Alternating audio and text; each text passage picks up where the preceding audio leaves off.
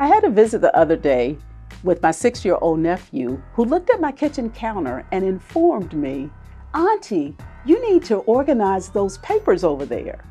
This reminded me of a quote from Benjamin Franklin. 1 minute spent organizing earns us an hour's worth of time.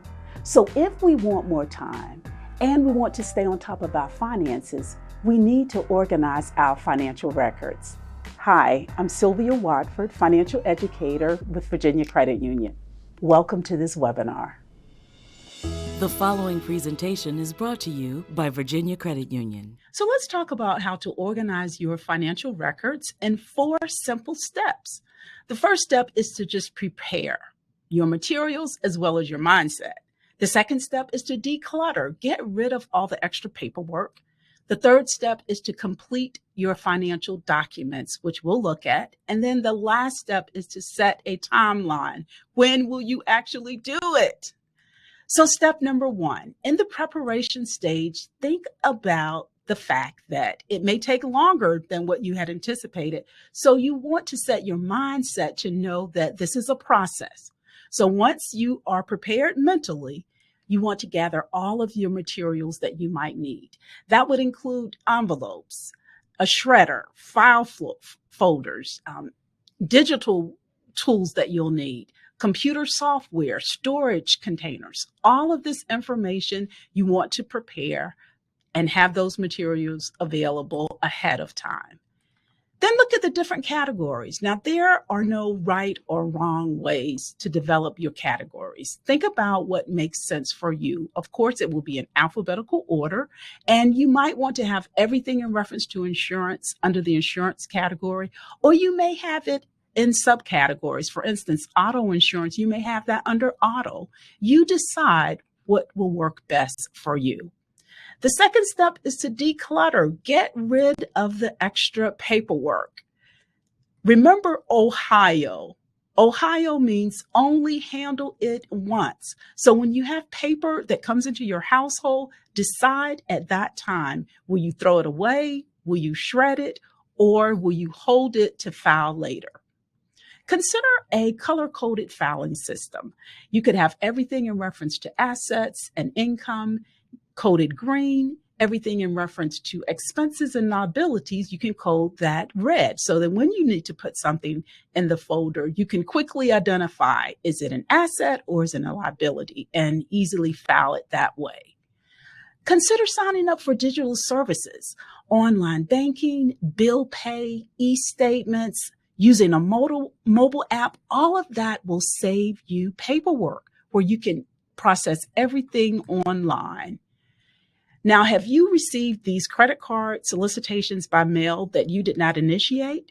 You can opt out. That information is provided because the credit reporting agencies can sell our name and our address. But if you want to block your information from being sold, you can simply opt out by calling the toll-free number here, 888-567-8688.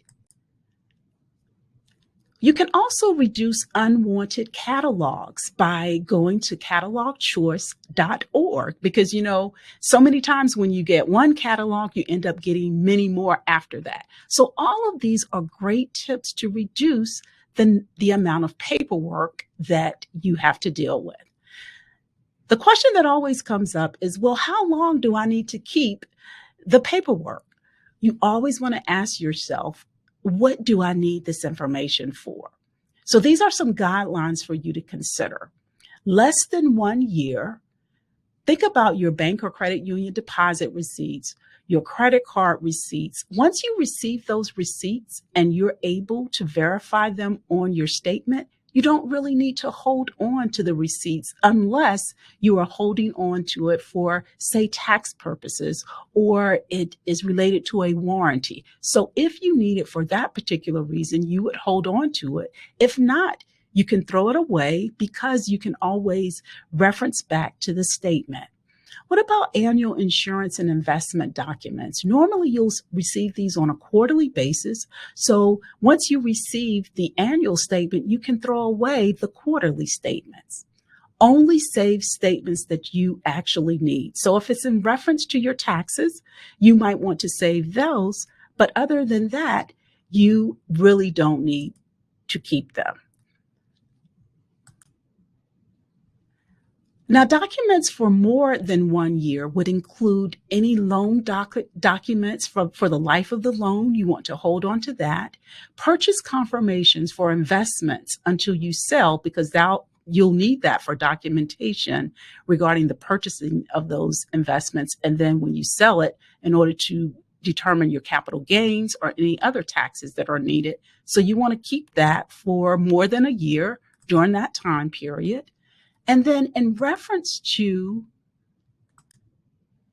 your taxes, the rule of thumb is to keep it for your tax records for 7 years. And the reason for that is that the IRS typically can audit us up to a 3-year time period. But if they believe that we have underreported our income, then we can be audited up to 6 years. So the rule of thumb is typically a 7-year time period. Now, there are certain documents that you need to keep forever because you'll be referencing those from time to time. And that includes your birth and death certificates, marriage and divorce papers, Social Security cards, military discharge papers, defined benefit plan documents, and estate planning documents. So again, this provides you with some guidelines as to how long you should keep those records. The next step is to complete the financial documents. This is so important because if for some reason you need to leave your household and you need to be able to access your financial picture, you'll be able to have those documents handy. And also, if someone else needed to access your financial documents. I remember working with this young lady, and her brother suffered a stroke. She was the next of kin in another state, so she had to go to the state where her brother was in and take care of his finances. He did not have anything in order. So not only did she have to deal with the trauma of his medical condition, but she had to recreate what happened in reference to his finances. And so by having these documents, the cash flow statement, that shows your income as well as your expenses. The net worth statement is a snapshot picture, and that shows everything that you own compared to everything that you owe. So if her brother at least had that net worth statement, she would have had an idea of what his financial picture looks like. The other document is your estate planning documents. These are the documents that would indicate what your wishes are upon your death. This would include your power of attorney, your medical directive, your will, as well as your estate planning documents.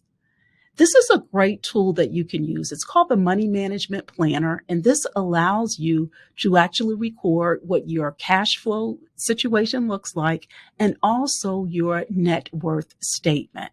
Now, I shared with you the example of the young lady that I worked with, and her brother did not have everything in order. But I remember another lady that I worked with where her mother-in-law passed, and her husband had to determine what her wishes were.